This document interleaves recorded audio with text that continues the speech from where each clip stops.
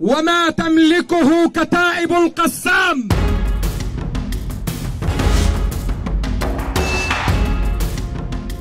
স্বাধীন ফিলিস্তিনের দাবিতে হামাস লড়াই চালিয়ে যাচ্ছে বহু বছর ধরে, আর এ সংগঠনটিকে 2017 সাল থেকে দৃঢ় হাতে নেতৃত্ব দিয়েছেন ইসমাইল হানিয়া।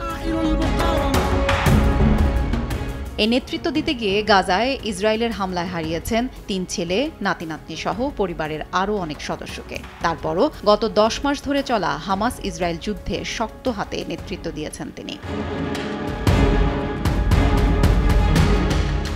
1962 সালের 29 জানুয়ারি গাজা উপত্যকার আল শাতি শরণার্থী শিবিরে জন্মগ্রহণ করেন ইসমাইল আব্দুল সালাম আহমেদ হানিয়া।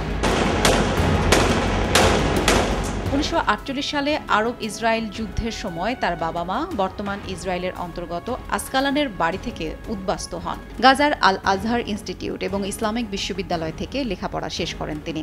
বিশ্ববিদ্যালয়ে পড়ার সময় 1983 সালে তিনি ইসলামিক স্টুডেন্ট ব্লকে যোগ দেন। হামাসের সহ-প্রতিষ্ঠাতা শেখ আহমেদ ইয়াসিনের সহযোগী হিসেবে কাজ করার পর তার পদোন্নতি হতে থাকে।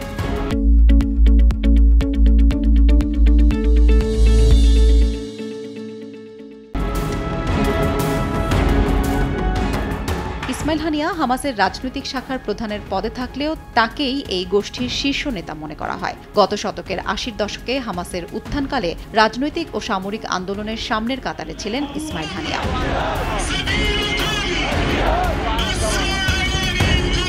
1989 সালে তাকে 3 বছরের কারাদণ্ড দেয় ইসরায়েল। এরপর 1992 সালে আরও কয়েকজন হামাস নেতার সঙ্গে হানিয়াকে ইসরায়েল ও লেবানন সীমান্তের শূন্য রেখায় ছেড়ে দেয় তেল আবিব। 1 বছর নির্বাসনে থাকার পর ইসমাইল হানিয়া গাজায় ফেরেন।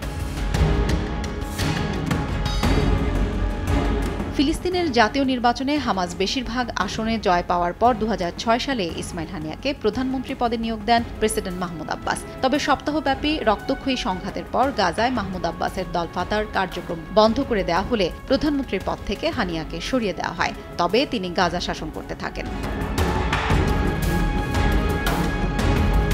পরে 2017 সালে ইসমাইল হানিয়া হামাসের রাজনৈতিক ব্যুরোর প্রধান নির্বাচিত হন। পরের বছর ইসমাইল হানিয়াকে সন্ত্রাসী তকমা দেয় যুক্তরাষ্ট্রের পররাষ্ট্র দপ্তর।